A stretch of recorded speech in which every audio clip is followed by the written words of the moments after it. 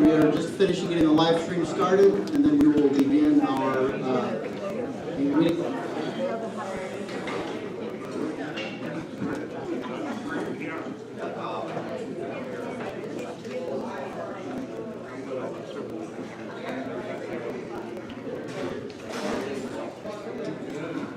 Okay, the mic is actually really hot right now, so I'm just going to go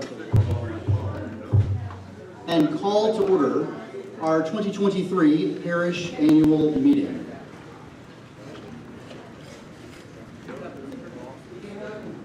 See how prepared I was?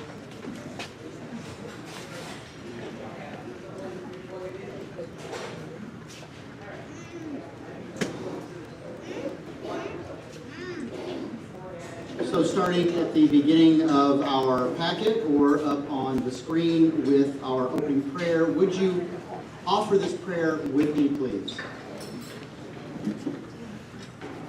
Almighty and ever-living God, ruler of all things in heaven and earth, hear our prayers for this parish family. Strengthen the faithful, arouse your prayers, and restore the penitent. Grant us all things necessary for our common life, and bring us all to be one heart and mind within your holy church. Through Jesus Christ our Lord. Amen. All right, in your packet, which I know that many of you have been perusing on that first inside page, there are minutes taken from our January 23rd, 2022 annual meeting of last year. After a perusal, would somebody be willing to make a motion to accept those minutes? Motion to accept. Okay, is there a second? There is a second. So any questions, comments, or clarifications on the minutes of last year? Hearing none, all those in favor, please signify by saying aye. Aye. Is anyone opposed? Then we will move further.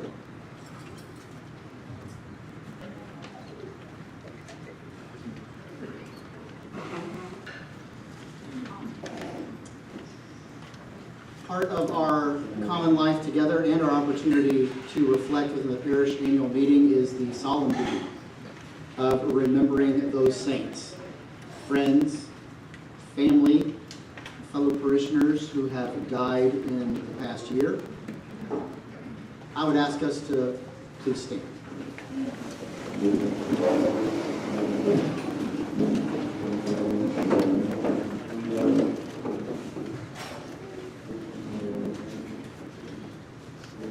If we might remember in thanksgiving to God these names together. Carolyn Phillips, Tom Katie, John MacArthur, Mavis Walker, David Duncan. I invite you to share any other names that may not be on this list.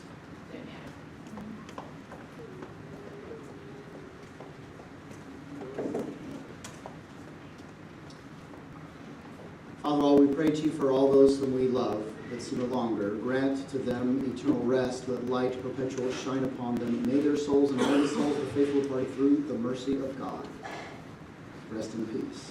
Amen. You may be seated.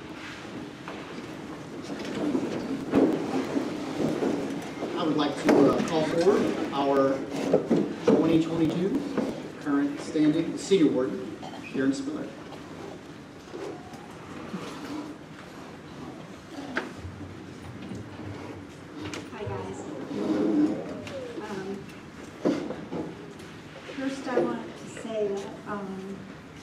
This is really weird for me to talk to them. I talk to y'all all the time, but I'm really not sure what to say sometimes. I have to think about it a lot, but I just want everybody to know that this place means everything to me and the world to me, and all of you in it. I love all of you very much. So I'm going to read it off the sheet because I'm not really good at this. Hi, everyone. For those who don't know me, I'm Karen Spiller. I'm a senior warden. Father David asked me to reflect on being on the vestry for the past year and where the church is and where I think it's going. So here goes. The past year has been very crazy. We've had experiences from critters all over the campus, destroying things, and hurricanes, the loss of family, and church members. What's great about this church is that we're all like family. We love, accept, and care for each other. I've been told by many people that come on our campus that they feel loved and cared for, and that they think St. Stephen's is a special place. It's amazing to hear this in this day and age, because people don't really talk like that very much anymore. So I think it's really neat that people recognize that we love everybody and we try to do our best by everybody. This is pretty much what our mission statement is. Our mission statement, for any of you who don't know, is to love, serve God, and neighbor, which I think we do really well. On any given night or day, there are many groups here, like the Cub Scouts, the Boy Scouts, the Girl Scouts, AA, martial arts, the Presbyterian Church. I mean, there's so many groups that are here from the community. And we have a very strong presence in the community, and I think that's very important. And it's a safe environment for everyone. It's like no one comes here and feels, like they're not, part of something or a greater cause. Because of that, there's many mustard seeds that are being planted every day on this campus, and I think that's really important. Our vestry this year has worked really hard on being good stewards to maintain this property and this building and the grounds and the repairs, and there have been many this year. We've been hit kind of hard. And Steve, our junior warden, has done an amazing job keeping all of that going and taken care of, but he'll tell you all about that when he does his report. I would also like to thank Missy and Steve, who are vestry members that are going off, for their dedication and all the things that they've done for their term. That they've served 3 years on the vestry. With COVID behind us, our numbers are starting to bounce back. I don't know if y'all have noticed or not, but the 11 o'clock especially has been growing every Sunday. I've seen it grow more and more and more, which is awesome. I think that we need to encourage people who used to come here, call them and say, hi, how you doing? What's been going on with your lives? Maybe, that might encourage them to come back too. Just this morning, we had 3 people show up at the 9 o'clock service. 2 guys and a family and a couple wanting to come to our church for the first time. The 2 gentlemen I didn't see again, but the couple actually came to the 9 o'clock service, and they thought it was wonderful and awesome, and they plan to be back next Sunday. So I think that's really good. People are looking to come back to church since the COVID's done and all of that. So I think that we need to, as a church family and as one of God's body, that we need to encourage everybody to come and be with the Lord and to learn about the Lord. And you can definitely do that in this place. So as long as we have faith, love, and serve one another around us, God will take care of the rest. And I just love each and every one of you. Thank you.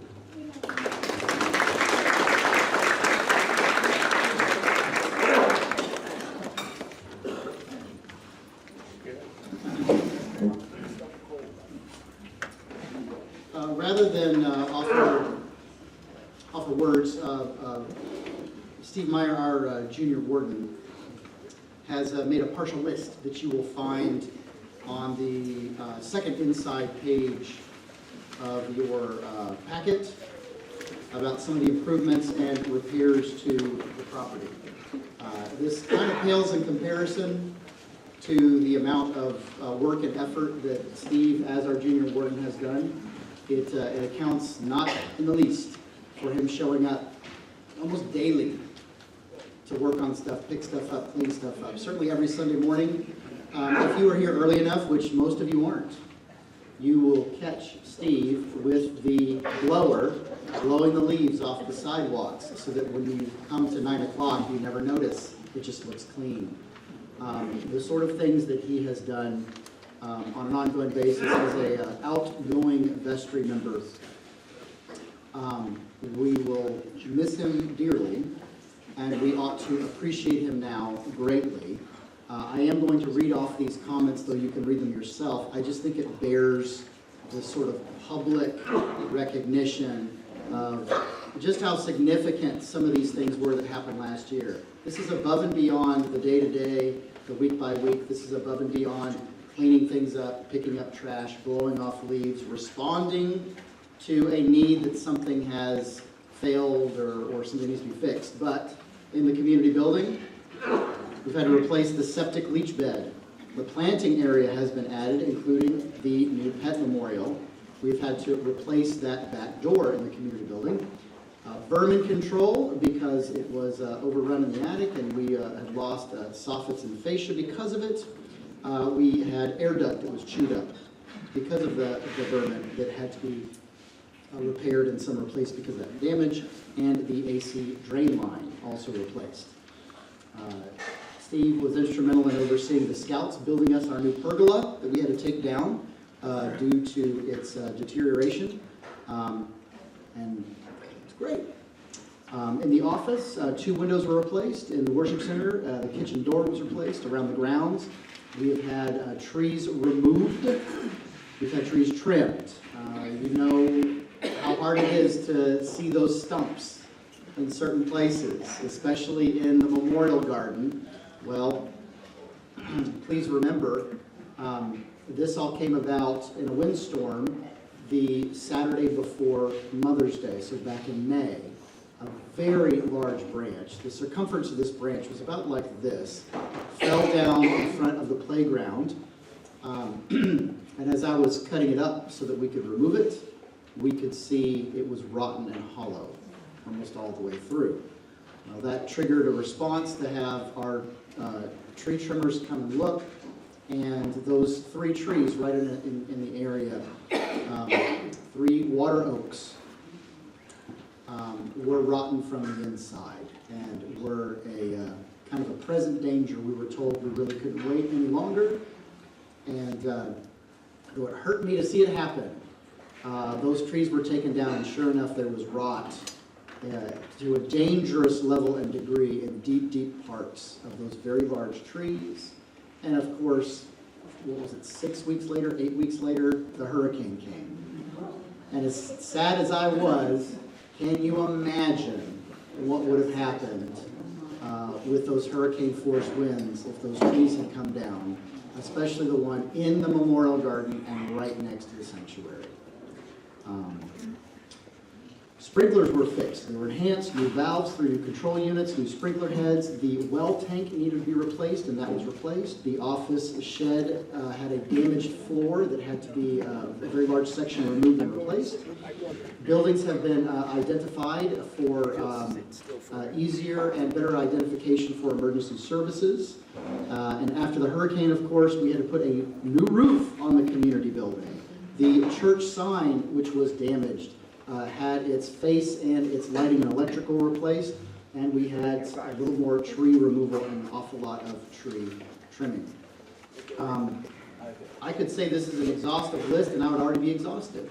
But again, these are the sorts of things that Steve has been overseeing, if not actively doing himself, all year long, except quadruple this list for the day in, the day out, the week in, the week out, the month in, the month out. And again, we're going to have an opportunity to congratulate our outgoing vestry members, and I think Steve's work in particular needs to be acknowledged in the enormous blessing that he has been for this property and for all of us. Speaking of which, we have 2 outgoing vestry members who have served 3-year terms, and it is their time to rotate off, but it's our time to thank them, to acknowledge their service with great appreciation. Hey, Steve, you got to come out of the kitchen, where he's washing our dishes.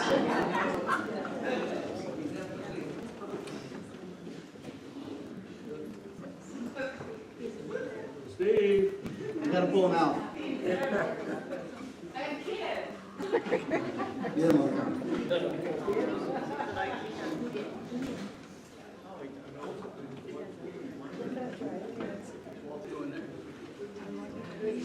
Okay, Steve, I'm not going to make you say anything, but this is our outgoing junior warden, Steve Meyer.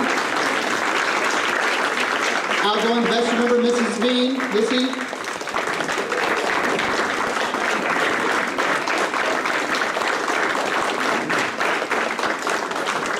Thank you both so very, very much for your faithful service. And that's really what being on the vestry is. It's faithful service, it's committed service. It's not just coming to monthly vestry meetings and talking over budgets and plans and procedures and stuff, but it is being a servant leader on the campus and throughout the year. That can happen in ways that are very upfront, in ways that nobody else knows or understands, but we all benefit from.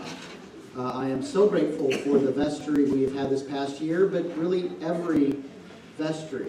And I am looking forward to a new vestry year coming up with a few new members who will fill the 3 open seats on our 9-member vestry. We asked for, I don't know, like 6 weeks.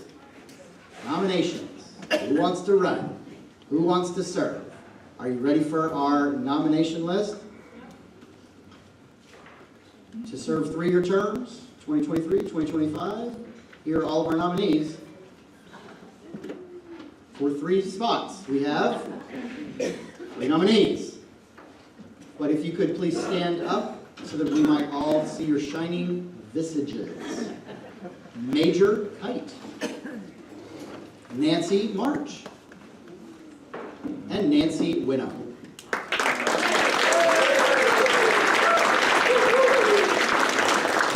I am very grateful for their willingness to run for election. All those in favor of electing him, say aye. Aye. Oh, look, our new vestry members. Major Kite, Nancy Martin, Nancy Winnow, yay! Thank you so much. Vestry members, new and old, if you could stay after the meeting for a brief organizational get-together. Again, it should be quite brief, but we just want a chance for the new group and the old group to just talk for a sec, so we can put in a couple of plans for our first regular vestry meeting.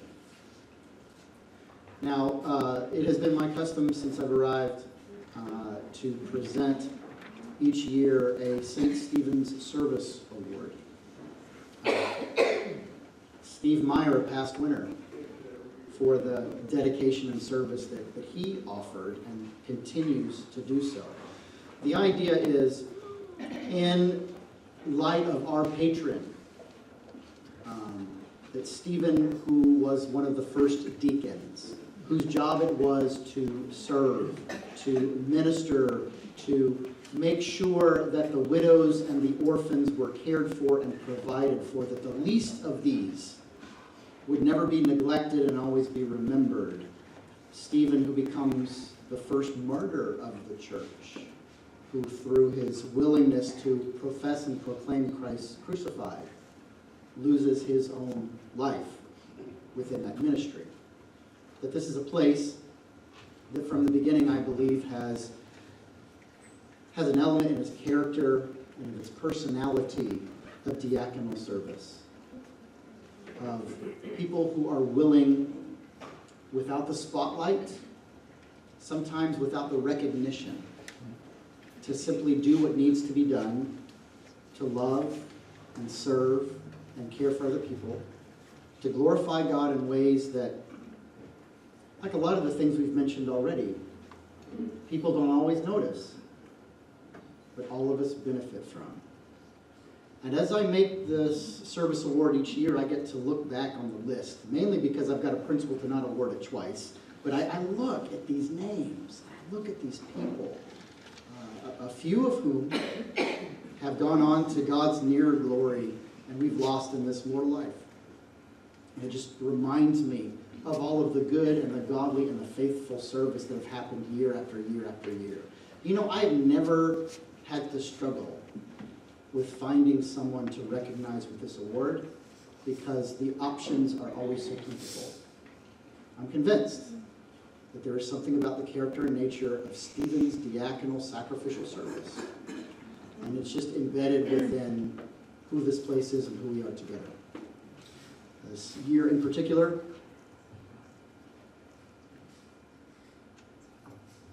as it states at the bottom of the plaque from Matthew 20:26, whoever would be great among you must be your servant. The person who we will acknowledge and celebrate as the award winner this year has given that sort of service that we may not necessarily recognize or see, but I am convinced that we benefit from. This year in particular, a lot of that service has gone unobserved by so many simply because of the nature of that service.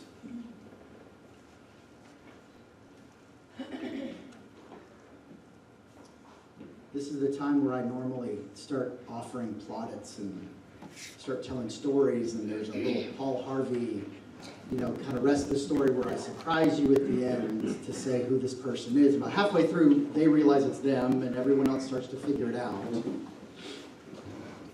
I don't know about even doing that this year. I just want to tell it very plainly.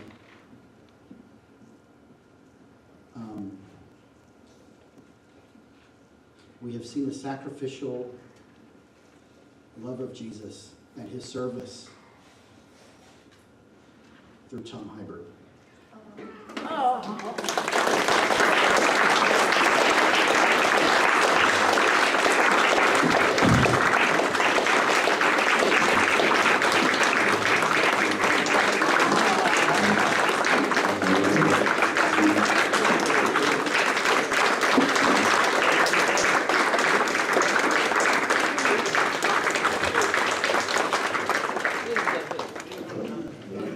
Tom has done a lot for a long time, and that part's not new.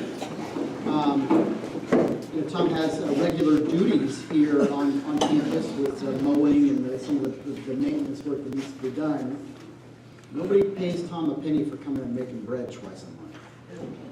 To making sure that people who are at Talbot House are fed, and people who come to our spaghetti dinner and help support our VBS have fresh baked bread to enjoy with their spaghetti, or even to take home as a full loaf. That has just simply been an ongoing ministry and love of his that he's kept on for these last several years.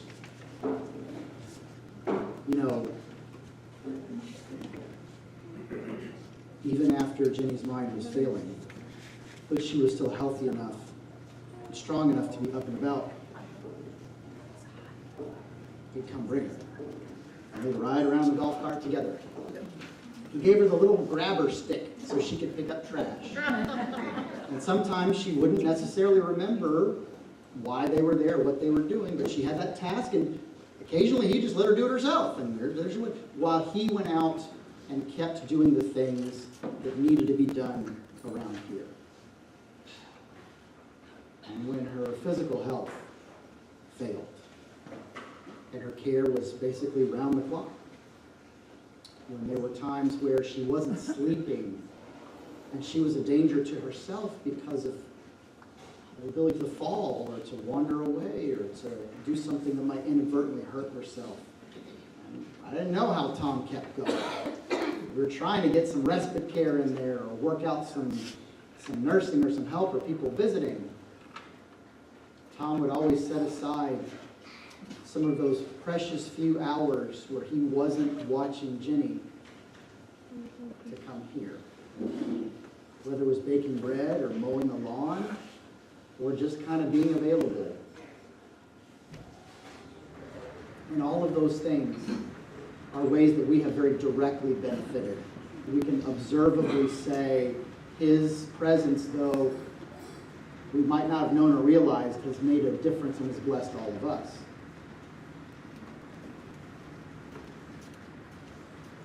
Jenny lingered a long time, and the care was very difficult and very demanding. We have too many people here who know that struggle firsthand. I won't say anything other than Tom is just the most recent example. But this is Christian love. For a wife who can do nothing to return care, who for far too long wasn't even able to always acknowledge it, but had a faithful, caring husband always there by her side. So is the love that God has for each of us, who can do nothing in return for that, and who far too often even forget what he has done for us, and that he always remains. And so I am very glad, and I am very grateful to acknowledge Tom's service. Because again, whether we've known it or not, we have all benefited from his love and from his care. Thank you, Tom.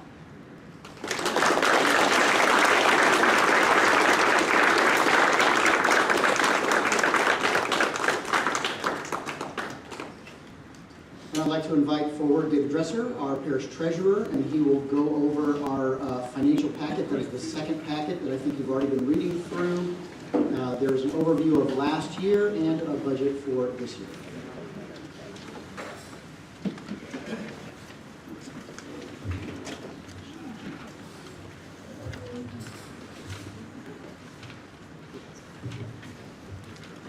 Good afternoon.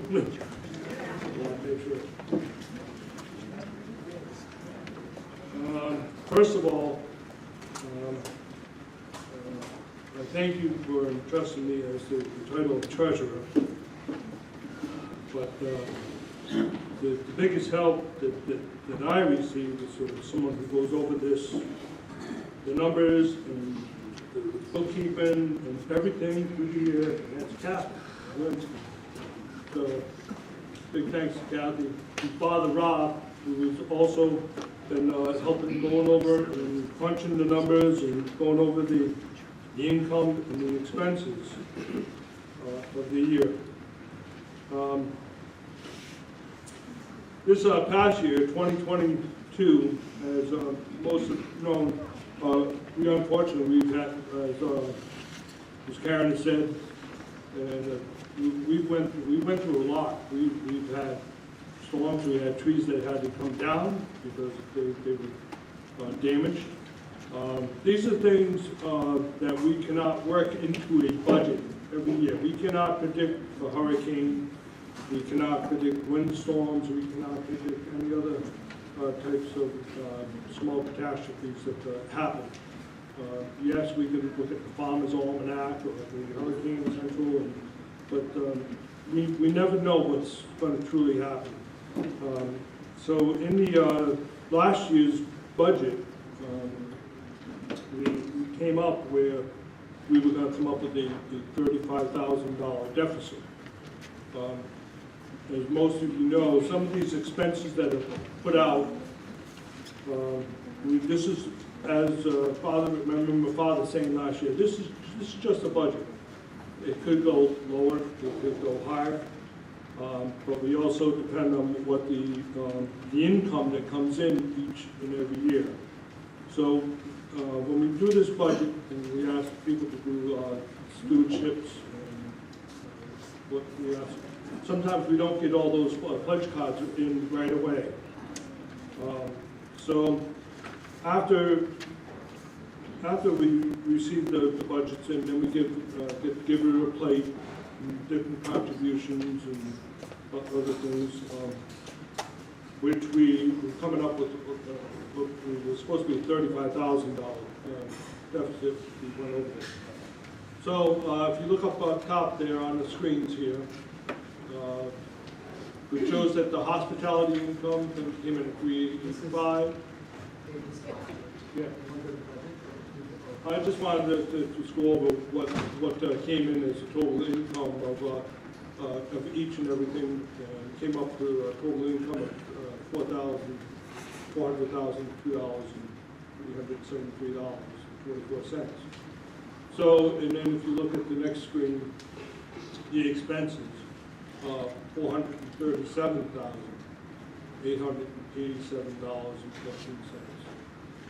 So, you can see that each line item as far as the expenses. So, it did come up, I think, next screen. Okay, it came up with a negative of $24,000. We're very fortunate that we do have other funds that end up going out, restricted funds to help pay for these things. So we're very blessed. This is why, things that, for what came up this year, with all the devastation that happened and all the other things, it could have been a lot worse.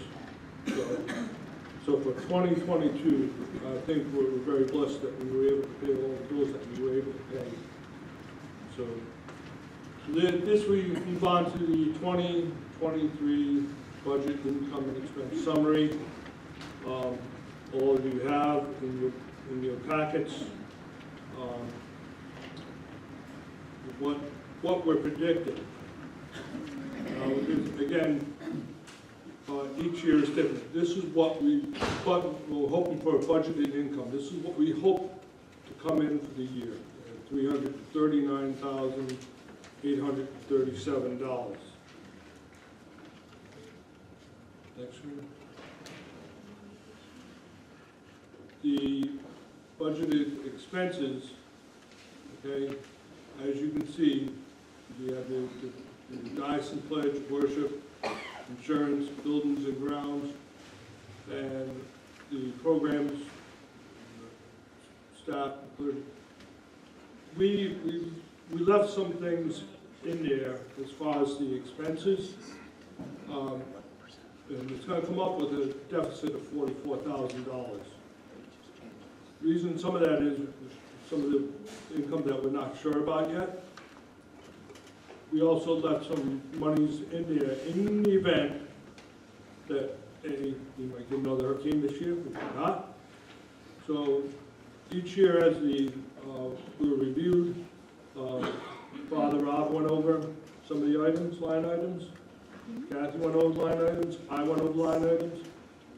We left some of those expenses, and some we were able to remove. As we go through the year, we will keep revisiting the expenses. We feel that we can take some away, but this is just a budgeted, might come up a deficit of $44,000. We're not positively sure. This is what we do each and every year. So we've been very blessed over the years. As Father said, I've only been here 5 years. This church has grown, and we have very, very, very kind people, Christians, families who have helped out immensely. So this is, like I said, a projected deficit. I think it's going to go a lot lower than this. So if anybody ever has any questions, please feel that you get a hold of me. And if they want to know certain line items, I will be more than glad to sit down or give you a call or give you the answers, and no problem with that. I'm very blessed to be your treasurer. I, like Father and anybody else, I want to be your faithful steward to do this. So, again, if you have any questions after, or you want to get hold of me, please reach out to me. Father Rob? Unless anybody has questions. I want to clarify something, because this is, for some folks, it's the once a year going over the budget and the financials, rather than investor who does this month after month. For some folks, maybe it's your first time, or you haven't been to an annual meeting in a while. So one of the very important documents to kind of, oops, it's not in there.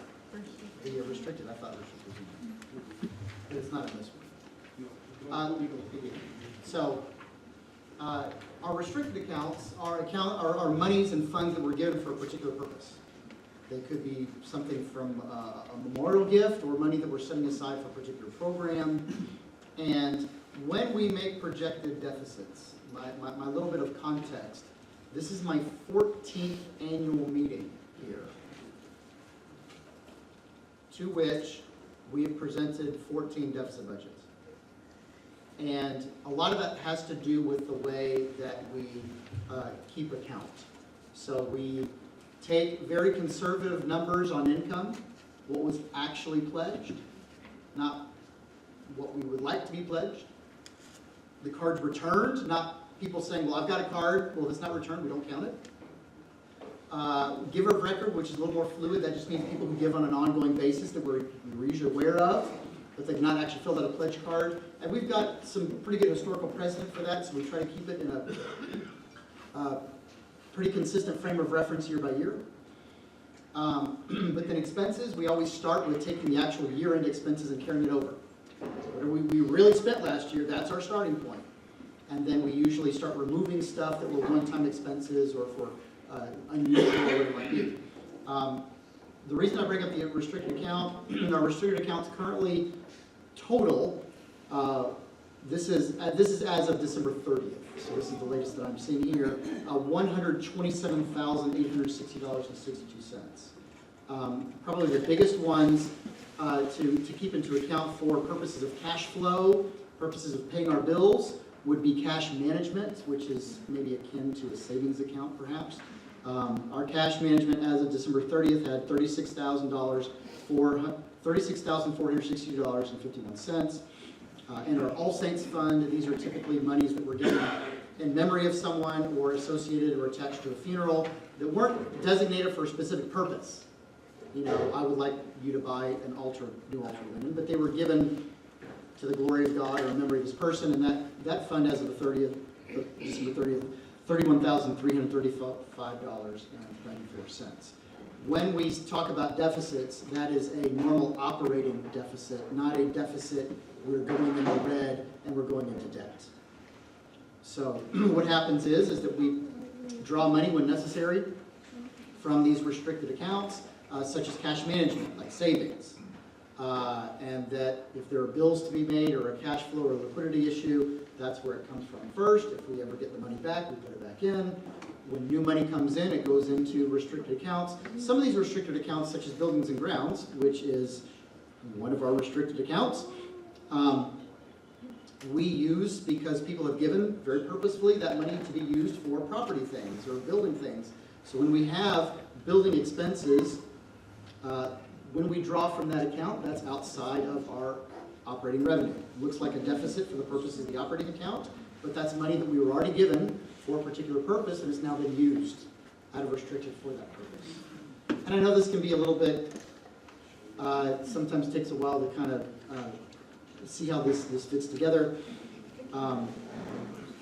I panicked my first year. I've been here for like 3 weeks, and I was given a deficit budget. What? And some of it was the explanations of just how we are trying to keep the operating and the restricted distinct so that we know about what money has been given to us for general purposes, whatever you need, for the light bill, for a salary. This is just so the church can operate versus monies that were set aside for a purpose that we wait to draw on for those particular purposes so that we use them rightly. Well, I was pretty alarmed by that, and then by the next year, there was another deficit, and I was alarmed by that too. And so at this point, this being my 14th one, I've learned a couple of things. Number one is never discount the generosity of the people here. When there's a need, people step up. I've seen that 100% of the time. And number two, never underestimate the faithfulness of God. Whenever we've had a need, it's always been provided for, and year after year, whether the way that we make account for it seems alarming or not, we've always paid our bills. We carry zero debt. We have no mortgage.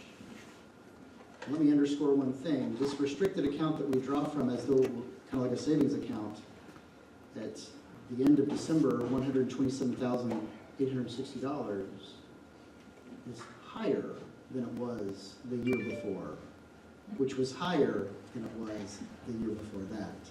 and the year before that.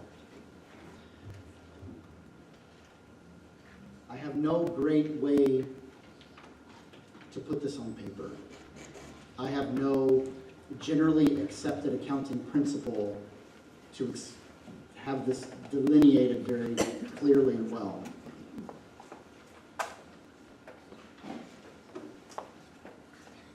Though it was a difficult year, and we are trying to be very conservative in our projections. If anything, we're trying to be,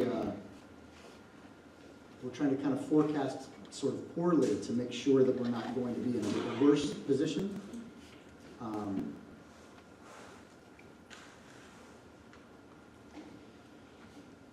Every year we seem to be doing a little better financially than we did the year before, regardless of what the budget says.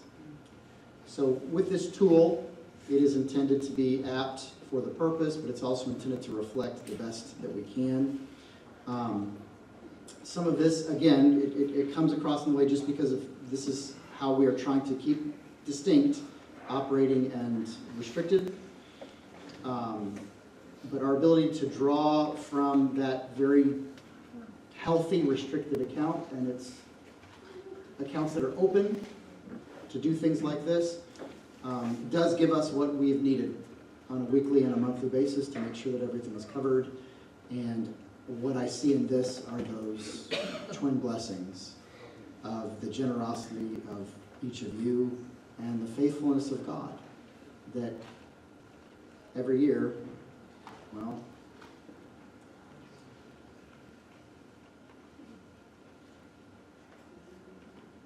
the scientist with his equations, and then right in the middle, it simply says, then a miracle occurs. And his colleague says, I think you should be more explicit in step 2. I'm not sure there's a better way for us to account for things, but we want to be good stewards, we want to be faithful, and we want to be careful with what we have been entrusted with. But again, you have been provided with really line items. The only line item that is not in your packet is that restricted account, which we do have here, and which we can supply if you like. And I think when you look through this, you will see a church that is trying to be careful, but also not panicking, wanting to grow, wanting to honor, wanting our good works to bring glory to God, and seeking to follow Him forward rather than retreat in anxiety. I hope that offers some clarification. I know whenever I try to think about how the budget is presented and we consider concepts of deficit, I'm not about to say that a deficit is a good idea. I wish that our operating income was always sufficient to meet our operating expenses. Budgetary-wise, that hasn't happened in 14 years, and yet our overall income and resources has always been enough and more for all of our operating expenses. And we project for 2023 for that to still be the same.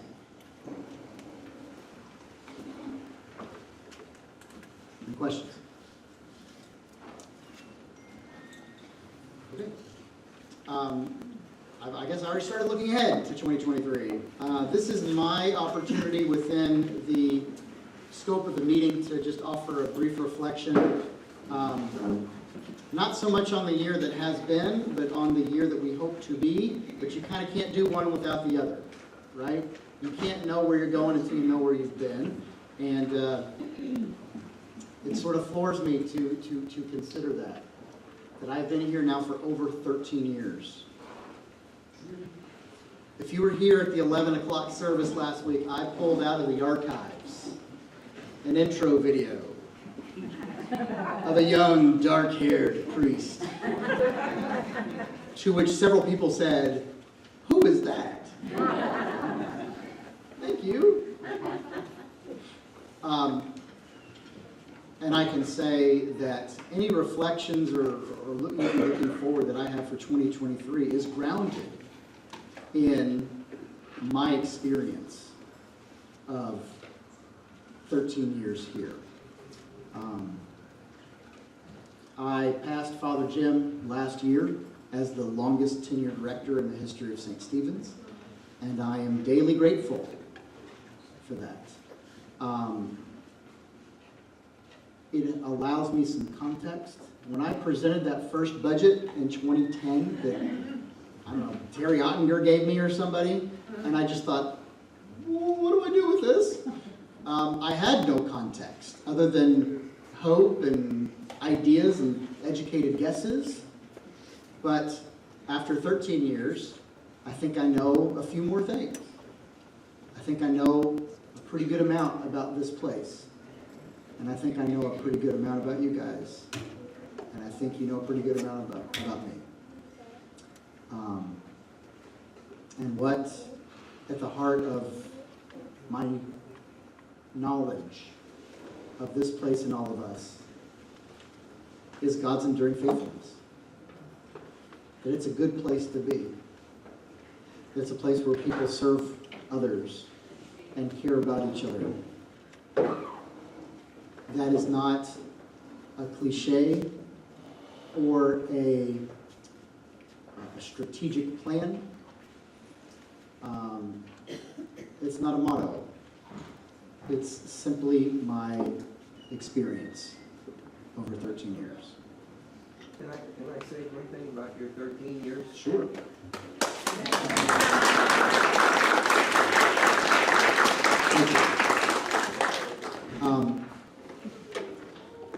We are in a position now of, this is our time of rebuilding and replanting. So, the upside down world of COVID, in many ways, is indeed behind us. It's what we're dealing with is more of its effects and its consequences. Things have changed. I don't know if that means irreparably or not, but there are changes in our society and changes in our culture. And maybe the most important thing for us on an ongoing basis is the changes in people's habits. A habit that people had 5 years ago of how you spend your time, how you spend your money, how you spend your effort, and seeing the world shut down for weeks and months at a time, feeling your life directly impacted in ways that you have no control over for a year or two or more. And we've all had to kind of relearn some things, and our habits have changed. And I don't eat 2 eggs for breakfast in the morning these days. I'm just not that wealthy.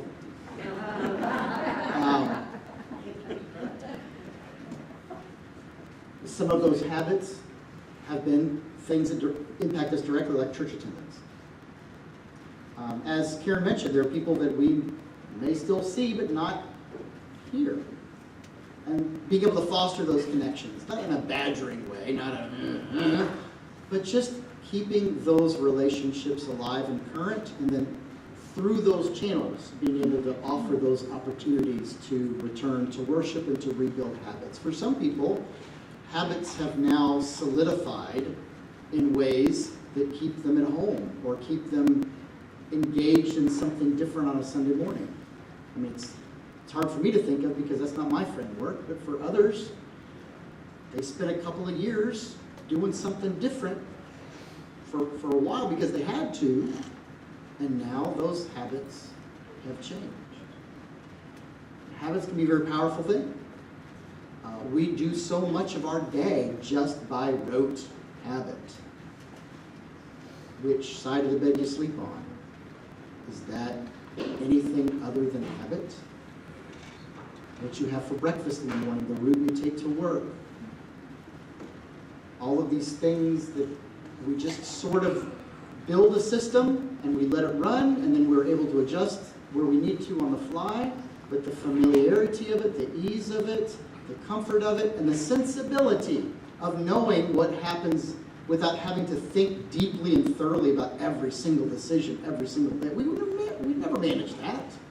We have to build habits in order to craft our lives, and some of these habits have been built in ways over the last couple of years that I hope we can now encourage one another to rebuild in a different way. I think some of our rebuilding and replanting will be simply that. But some of it will be with our own intents and purposes in maintaining a place that reaches outward, that loves outward, that cares outward, that welcomes and invites people in, and that gives a darn about them when they do. But makes it also very clear that we give a darn about them whether we see them on a Sunday or not.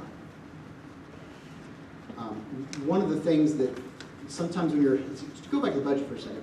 When we look over line items in the budget, almost every year I can look at the utility budget and just kind of get a twitch because it's high. And we can look at what we have stated for outreach, and it seems kind of low. Outreach, just because, again, the way that we account for things has a more formal setting. Some of that is through the diocese and some of it is through other agencies or organizations that we support. What it doesn't account for is the outreach that happens on a daily basis, which we are frankly now known for in the community. The desire to have this place used and our facility and our property to be a benefit and blessing to others, that's how we would be good stewards and honor and glorify God, has become, I think, pretty well known in our local community. On the south side of town, if you wear your St. Stephen's shirt somewhere, odds are someone will say something. Oh, isn't that the church that does spaghetti? Oh, my grandson goes to Cub Scouts there. Oh, do you go to church there? You know, I have a weekly meeting there on Monday nights. And those conversations are all over the place. Gosh, somebody who's willing to come up to you and say that is maybe somebody who is almost ready for that next step of showing up on a Sunday. Just a thought. But the idea that where our primary outreach has been welcoming people in.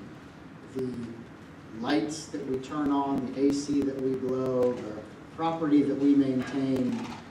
We have one of the really kind of remarkable opportunities to see that as outreach to the community, because that's what it truly is. You know, one of the worst things about mid-2020 for me was coming onto campus and walking around and seeing it empty. And it took a while for it to get back. I was used to seeing cars in our parking lot 7 days a week, morning, noon, and night. And to see for months empty was just weird and sad. Then 2021, the trickles. 2022, okay, it's starting to happen. The meetings are starting to get a little more full. More people are calling and asking, can we meet? And parking lot's starting to fill up again. And I am pleased to say and pleased to see, most days, if you drive by here, morning, noon, or night, it is not going to be empty anymore. That's the way it ought to be. That's the way it was for many years, and I'm convinced that that is how we can use what we have been blessed with as good stewards. We invest in the lights and the electricity and the water and the upkeep and the buildings and the maintenance and everything else, but we are investing in the lives of neighbors and the city and generations. This is a powerful program that we have, a powerful opportunity for discipleship and evangelism. And I'm grateful that we have this special opportunity. Some churches don't. They don't have the means. They don't have the way. Maybe they don't even have the will. Thanks be to God, we got all three. And I am foreseeing continued growth and opportunity all year long. People love to be in a place that makes them feel good and safe and happy, that makes them feel like somebody cares about me and somebody gives a darn. And pretty much all those folks who come on campus, regardless of why, they get that, at least for an hour here and there. And that is a powerful privilege, but it's also a blessed opportunity. This is our opportunity to continue to talk to the people that we already know and the people who might have been drifted away and talk about habits, but also to be as purposeful as we can for the people who are already coming onto our campus day after day and week after week. How might we integrate them? How might we invite them? How might we make and foster those connections to be deeper and more profound? An awful lot of people are very protective of this place. I mean, You may know, but if you don't, man, one of those people who will catch you in the store because you're wearing St. Stephen's Church, well, I don't go there on a Sunday, but don't you mess with it. You know, they feel very strongly about, oh, it's such a good place. It used to be kind of a joke and a cliche, but I think we lead the league in, if I went to church, I would go to your church. I think that's a compliment. Well, if we are in a position of rebuilding and replanting, and I say that we ought to be, partly because the gospel is good and true in season and out of season, whether we're busting at the seams or whether we're struggling for membership, we always ought to be about the work of the kingdom, which is reaching out and bringing in. But as we look, those expenses that are high, the income that's a little on the low side, what's the best way to have a higher income? More people around. It sounds kind of crass, but it's 100% true. And the more people, the more opportunity for discipleship. The more people, the more opportunity for relationship one to another. The more people, the more ability to reach even further and even deeper and even wider. To have the chance for growth. It's a prayer I used to say very routinely and regularly. Over the pandemic, I kind of put it on pause because it just kind of seemed, I don't know, not wrong, just inapt. You get to the prayers of the people and asking about the prayers of the parish and the community. I'm back in the habit now. Lord, please bless this congregation with growth in numbers, in faithfulness, in finance, and in devotion. And now that there's not an externality in our way, my prayers for this continue, and I would ask that yours would begin. To pray purposefully, and then to be willing to follow and walk where the Lord might take those prayers, so that this place can grow in numbers and in faith, devotion, finances, all the sorts of things that we both need and that we desire. That the good works that I talked about a couple hours ago would shine forth and bring God glory. When we do that, when we do the right thing, I'm convinced these other benefits will flow. Do you not know? Have you not heard? The Lord is the everlasting God, the creator of the ends of the earth. He will not grow tired or weary, and his understanding no one can fathom. He gives strength to the weary, increases the power of the weak. Even youths grow tired and weary, and young men stumble and fall. But those who hope in the Lord will renew their strength. They will soar on wings like eagles. They will run and not grow weary. They will walk and not be faint. May that be so right here all year long. Anything else for the good of the body for our annual meeting?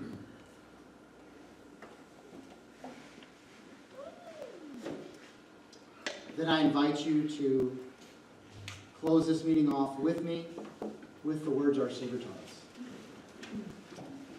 Our Father, who art in heaven, hallowed be thy name. Thy kingdom come, thy will be done, on earth as it is in heaven. Give us this day our daily bread, and forgive us our trespasses, as we forgive those who trespass against us. And lead us not into temptation, but deliver us from evil. For thine is the kingdom, the power, and the glory, forever and ever. Amen. The Lord bless you and keep you. The Lord make his face to shine upon you and be gracious to you. The Lord lift up his countenance upon you and give you peace. And may the peace peace of God, which passeth understanding, keep your hearts and minds in the knowledge and love of God and of his Son, Jesus Christ our Lord. The blessing of God Almighty, the Father, the Son, and the Holy Spirit, amongst you, remain with you always. Amen. Go in peace to love and serve the Lord. Hallelujah, hallelujah, hallelujah. Thanks be to God. Hallelujah.